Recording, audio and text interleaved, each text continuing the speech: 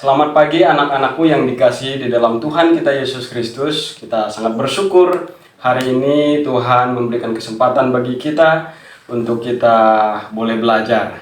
Saya rasa anak-anak sudah mempersiapkan diri dengan baik karena hari ini kita akan belajar agama. Nah, anak-anakku yang dikasihi di dalam Tuhan kita Yesus Kristus, sebelum kita membahas materi kita bertumbuh dan semakin berhikmat, alangkah baiknya kita berdoa. Mari kita bersatu dalam doa. Allah Bapa yang bertata dalam kerajaan surga, kami sangat bersyukur ya Tuhan untuk kasih setiamu. Hari ini kami akan belajar mengenai bertumbuh dan semakin berhikmat. Kiranya Allah sendiri yang boleh memampukan kami untuk senantiasa memahami, mengerti seperti apa pertumbuhan hidup kami dan semakin kami diberi hikmat oleh Tuhan. Anak-anakmu yang akan belajar Tuhan mampukan, kami yang akan mengajar Tuhan juga mampukan. Terima kasih Bapa, di dalam nama Yesus kami berdoa. Haleluya. Amin. Ya. Seperti yang telah kita pahami bahwa bertumbuh dan semakin berhikmat itu adalah tema kita yang saat ini kita pelajari. Nanti sebagai referensinya, yaitu Alkitab sebagai referensi dari 2 Petrus pasal 3 ayat 17 dan 18. Tujuan pembelajaran kita pada pagi hari ini yang pertama itu siswa memahami apa yang dimaksud dengan pribadi yang dewasa. Yang kedua, siswa menemukan ciri-ciri pribadi yang dewasa. Dan yang ketiga, siswa menjelaskan secara terperinci ciri-ciri pribadi yang dewasa. Dan yang keempat itu adalah siswa menerapkan pribadi yang bertumbuh dewasa secara jasmani dan rohani. Mari kita mengamati pertumbuhan kacang. Kita akan belajar dari sini bagaimana pertumbuhan yang terjadi dari sisi tumbuhan, yaitu dari sisi makhluk yang lain selain manusia. Nanti kita akan melihat videonya. Sekarang kita akan melihat videonya.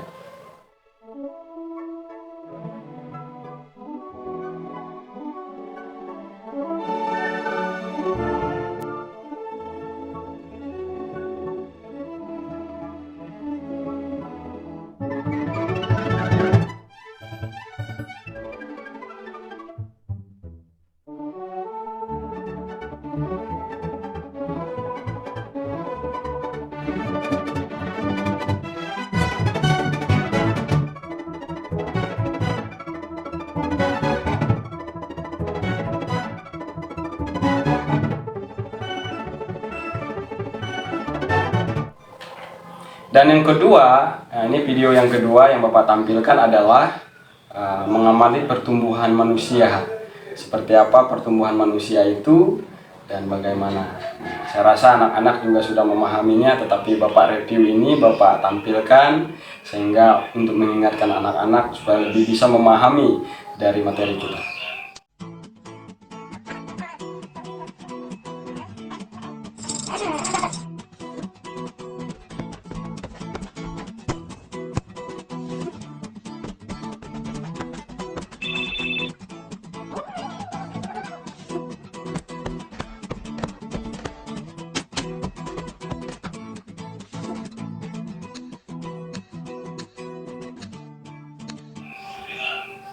Ini adalah arti kata pertumbuhan.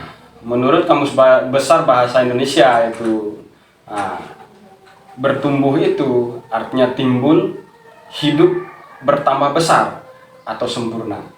Berdasarkan bahasa aslinya yaitu Yunani. Kalian bisa lihat, nanti bisa dilihat di internet, bisa lihat di mana-mana. Auxiano, bertambah besar, makin besar dan tumbuh. Bertumbuh menjadi dewasa dapat dilihat dari 6 aspek ini. Secara fisik atau jasmani, yang kedua aspek intelektual kita atau pikiran kita, dan yang ketiga aspek emosi kita, yang keempat aspek sosial, dan yang kelima aspek moral, serta yang keenam aspek spiritual. Bapak akan membahaskannya secara detail lagi, bagaimana yang tadi sudah Bapak bahas tampilkan tadi. Bertumbuh secara jasmani tadi. aspek fisik dan jasmani pada pria. Nah, ini biasanya kalian pahami ini.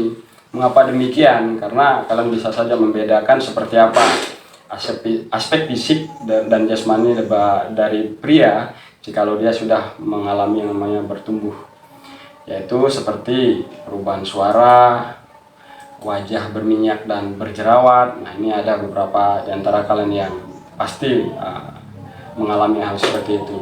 Tumbuhnya rambut halus, yaitu ada kumis dan yang lainnya, serta ejakulasi. Ejakulasi itu artinya itu yang berkaitan dengan biologisnya. Jadi seperti itu. Ya, untuk wanita sendiri di sini ada mengenai payudara mulai tumbuh, muncul rambut halus juga, menstruasi yang dialami, dan bentuk tubuh berubah seperti kegemukan dan lain sebagainya. Ya. Di sini ada pertanyaan, menurut kalian apakah Anda sudah mengalaminya? Jika Anda sudah mengalaminya, jika anak-anak sudah mengalaminya, maka Anda sudah dewasa secara fisik. Tetapi jika belum, berarti Anda belum dewasa secara fisik. Saya lihat di sini anak-anak sudah mengalaminya. Jadi seperti itu. Nah, aspek yang berikutnya adalah anak-anakku yang dikasih dalam Tuhan kita Yesus Kristus, aspek intelektual. Itu yang berkaitan dengan bagaimana pikiran kita, akal budi kita supaya lebih matang lagi atau lebih matang lagi. Nah, jadi seperti itu. Bisa mengendalikan masalah, bisa melihat masalah seperti apa, bisa mengambil keputusan dan lain sebagainya. Hal ini yang berkaitan dengan intelektual kita atau pola pikir kita. Nah, apakah kita sudah dewasa dengan itu atau belum? Jadi seperti itu. Yang berikutnya adalah aspek emosi, yaitu mampu mengendalikan diri seperti ucapan kita, sikap kita, dan perasaan kita. Dan aspek moral adalah yaitu sudah memiliki pedoman mengenai apa yang benar dan baik untuk dilakukan. Apakah anak-anak sudah baik untuk melakukan hal di dalam kehidupannya? Nah, itu berkaitan dengan aspek moral. Di pelajaran PPKN kalian sudah mendalaminya itu. Nah, ini bagian khusus yang kita pelajari, yaitu aspek spiritual. Nah, ini yang berkaitan dengan Tuhan, yang berkaitan dengan hubungan kita, hubungan pribadi kita dengan Tuhan. Nah, yang pertama itu aspek spiritualnya yaitu memiliki hubungan yang baik dengan Tuhan itu sendiri, bagaimana berdoa, bagaimana membaca firman Tuhan, dan lain sebagainya. Belajar firman Tuhan seperti membaca firman Tuhan setiap waktu dan lain sebagainya. Lalu yang terpenting adalah melakukan firman Tuhan itu sendiri, mentaati firman Tuhan itu sendiri, dan melakukannya di dalam setiap kehidupan kita hari lepas hari. Inilah yang harus kita pahami, ini yang harus kita pelajari. Oleh sebab itu, kepada anak-anakku, mari kita mempelajarinya, mari kita melakukannya di dalam setiap kehidupan kita hari lepas hari. Dan sebagai kesimpulannya adalah, apakah itu pertumbuhan? Bagaimanakah itu pertumbuhan fisik? Seperti apa pertumbuhan kita, baik secara jasmani maupun rohani? Kita perlu mensyukurinya, apa adanya pada diri kita. Yang kedua, bertumbuhlah seperti apa yang dikehendaki itu Tuhan. Nah, seperti perilaku jujur, perilaku mengasihi, rendah hati, penguasaan diri, dan yang lainnya. Dan yang berikutnya adalah harus hiduplah sesuai dengan perintah Tuhan. Nanti kalian boleh lihat di dalam 10 perintah Allah. Nah, di situ ada banyak perintah-perintah yang perlu kita lakukan. Di dalam perjanjian banyak lagi.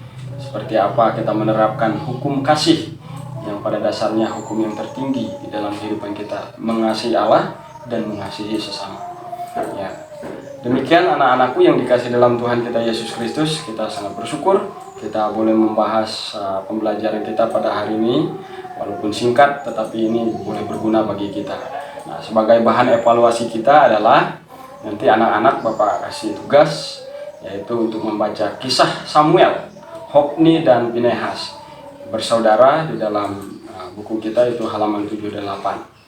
Lalu apa isi dari bacaan tersebut, apa maknanya, apa yang perlu kita pelajari dari itu. Ya, demikian yang boleh Bapak sampaikan. sebelum kita mengakhirinya, mari kita berdoa. Kita berdoa. Puji dan syukur ya Tuhan, kami naikkan ke hadirat-Mu, karena Allah boleh menolong kami, memimpin, menjaga, melindungi kami, sehingga kami boleh senantiasa Tuhan belajar pada hari ini. Terima kasih atas semua waktu yang Tuhan berikan kepada kami. Setiap pembelajaran yang telah Tuhan berikan, yang telah kami pelajari, kiranya bermakna, boleh menjadi pondasi hidup kami. Terpuji nama-Mu Tuhan, di dalam nama Yesus kami berdoa, haleluya. Amin.